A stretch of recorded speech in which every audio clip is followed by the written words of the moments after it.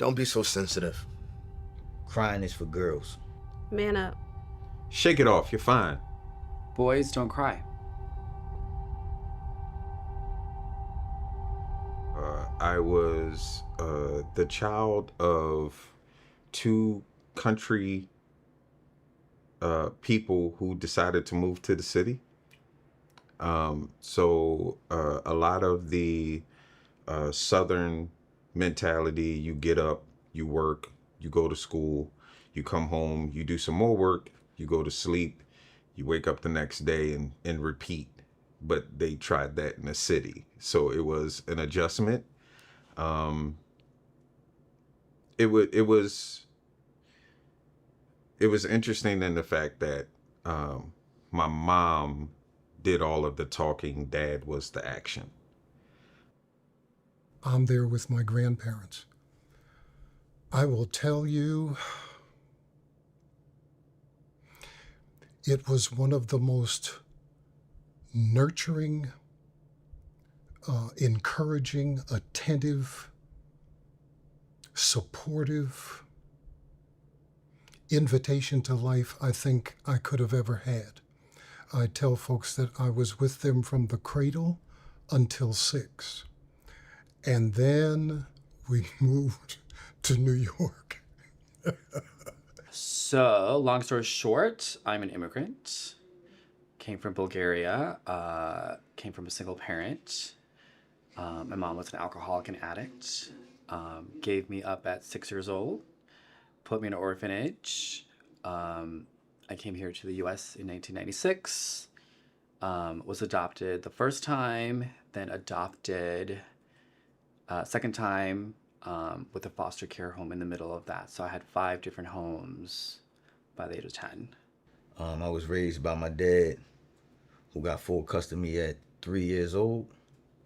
My dad was a church-going, God-fearing man who ultimately believed that if he was stern enough, that I would become better than him, to be better than him. September 23rd, 2003, at 6:10 a.m., when I actually discovered my dad laid out in his room and not breathing. And, experiencing something like that so young, I was 11 years old, experiencing something like that so young, a part of you leaves.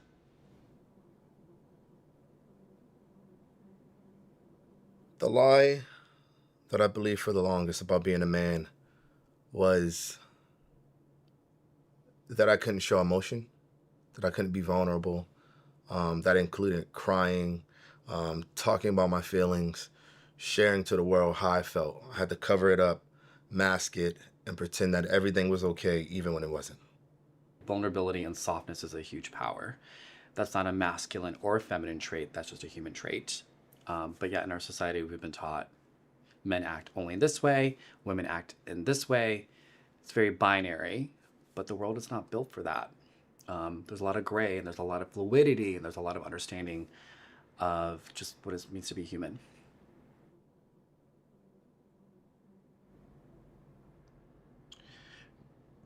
That being emotionally intelligent makes me less of a man.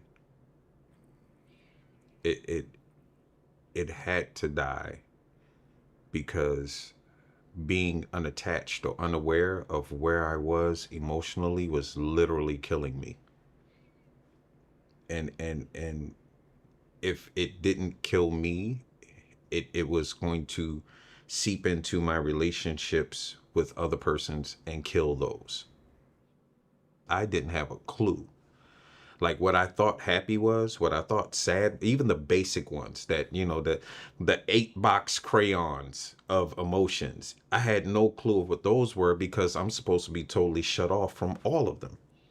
I have a high-end understanding, but I don't understand the deeper realms of those emotions and what they signify and what happens when you're in those spaces.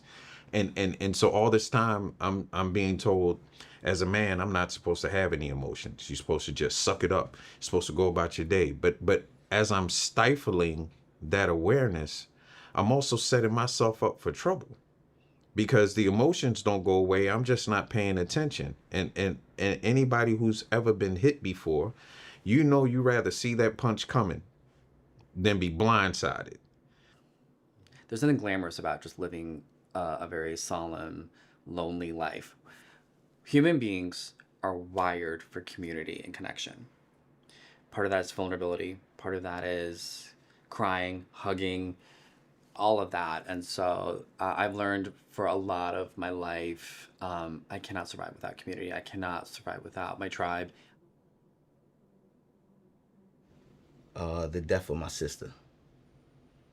That was like my best friend, my greatest support system. And even then, like losing her, when it first happened, I felt nothing. I felt like, again, I had to be strong for my mother. I had to be strong for my brother, my sister, my nieces and nephews. So I never allowed myself to feel what they were feeling, because I have this thing, this superhero complex, where I feel like I always got to save the day. And if Superman is down, then who rescues the civilians? That's a fascinating question, because it's probably one of the best kept secrets in the person's public persona. It's hidden, okay? So if that is true, and I'm convinced that it is, the manifestations of it can be endless. But I believe the early suppression, or the early habit of suppressing your emotions, leads to their emotional collapse looking differently, because from the start, these young boys turning into men were not given the tools to explore their emotions. You know, short-tempered, easily irritated, the tone of any expression, a kind of fixation, if you will, on a topic that is comfort related. We wouldn't be in wars. I'm just gonna straight up say that there wouldn't be so much conflict if we really allowed our boys and men to just be themselves, and especially in our childhood. There's so many things that we learn, and we're sponges. And I've learned, right, being a human being is messy. I think there would be an incredible plethora of compassion expressed among humankind. We would be able to lead in a way that is needed, because ultimately I think we get blinded by the emotions that we don't let surface, and subconsciously we make decisions of things that we don't address. But if we could address those things and connect with every part of our whole being, we would be better as people. Not just men, but women as well. If a man doesn't have to hide his emotions, now we're talking about root changes. We're talking about fundamental changes at its essence. And so it automatically flips all of the surface stuff that sits on top of it. So I don't think the world is prepared. You want to talk about the multiverse? Yeah, there you go. We would be confused if we woke up that morning and the world had changed to that, because it wouldn't look like anything that we're familiar with. Men break down. Men get anxiety. Men have emotions. Men get abused. Men feel insecure. It's not unmanly to struggle. Support men. Boys can cry.